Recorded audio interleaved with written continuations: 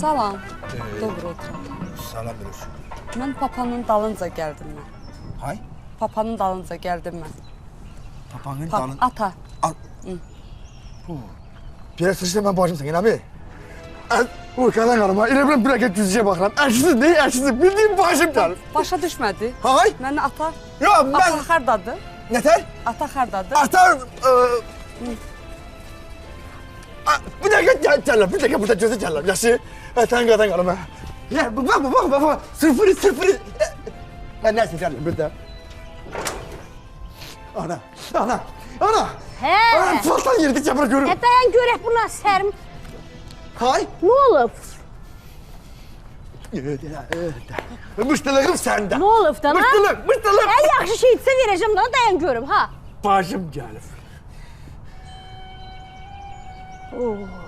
Hay? Uşağa 4-5 dəfə dalbadal iş buyurdum, başı getdi. Bacın nədə? Başın qaçıb sənin, bacın var sənin. Ana kapıya bir kız gelip deyir dedemi görmeyeceğim. Dedem ben olmayacağım ki. Kastım olacak da ne? Deyirə bu.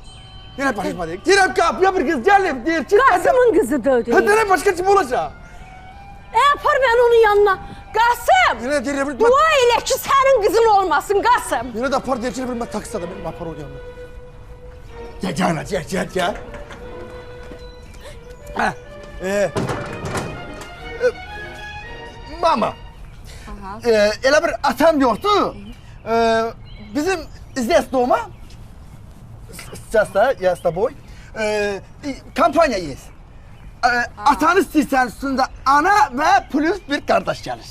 Я не поняла, а papa hardadır? Papaq? Ha, papa. Papağı deyir, hardadır deyir. Papağı bacı su Ən papa deyir, dayan. Bu bizim dilimizdə güclə danışır.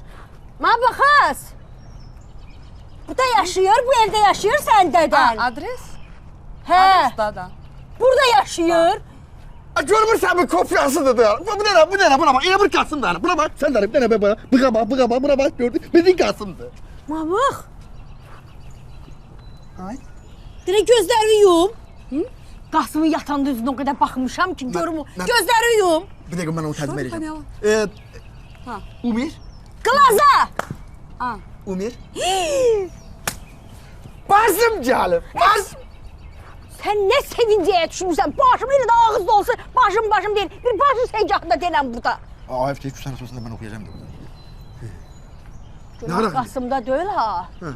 Günah məndədir. Hı. Mən Qasımı çox boş buraxmışam. Deyinək. Bu Qasım gəlsin, mən onunla danışacağam.